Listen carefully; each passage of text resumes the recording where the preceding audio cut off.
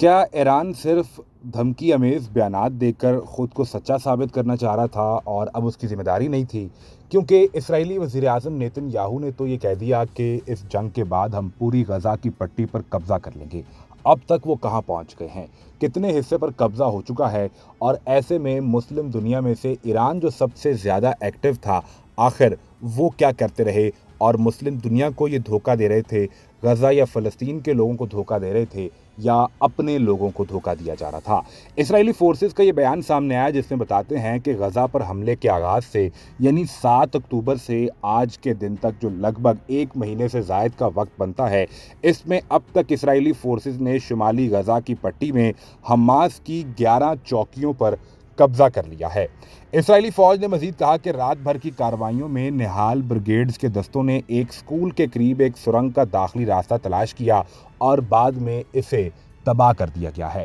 سوال یہ پیدا ہوتا ہے کہ ایرانی وزیر خارجہ نے سب سے پہلے یہ کہا کہ ہم کل تک کا انتظار نہیں کریں گے، اسرائیل اپنی بمباری روکے ورنہ پھر ہم آگے بڑھیں گے۔ اب اگر آپ نے آگے بڑھنا تھا تو وہ فیصلہ آپ نے کب کرنا ہے، آپ کب آگے نکلیں گے؟ کیونکہ حماس کو بھی یہ اندازہ تھا کہ ایران کی سپورٹ ہمارے ساتھ آ جائے گی تو ہم پہلے سے بہت زیادہ مضبوط ہو جائیں گے۔ لیکن اگر کوئی شخص یہ سمجھتا ہے کہ حماس مسلسل بارڈر پر کھڑے ہو کر اسرائیل کو غزہ کے اندر انٹر ہونے سے ہر حملے کو ناکام بنا کر روک سکتا ہے، تو ایسا دراصل ہے نہیں، کیونکہ پہلے القسام بریگیڈز 2 زمینی حملوں کو ناکام بنا چکی ہے، لیکن اب انہیں یقینی طور پر مزید فورس، طاقت، ملٹری اکوپمنٹ اور پیسہ بھی چاہیے تاکہ وہ اس جنگ کو جاری رکھ سکیں۔ اور جہاں تک بات رہی سرنگ کو ڈھونڈ کر تباہ کرنے کی، تو اسرائیلی فورسز کا اب ٹارگٹ ہی یہ ہے، کیونکہ حماس اپنے ویڈیو پیغام میں دکھا چکا ہے کہ ان کی سرنگوں کے اندر کتنی بڑی تعداد میں ڈرون، میزائل اور اسلحہ موجود ہے۔ لہٰذا 11 چوکیوں پر اگر یوں قبضہ کر لیا جائے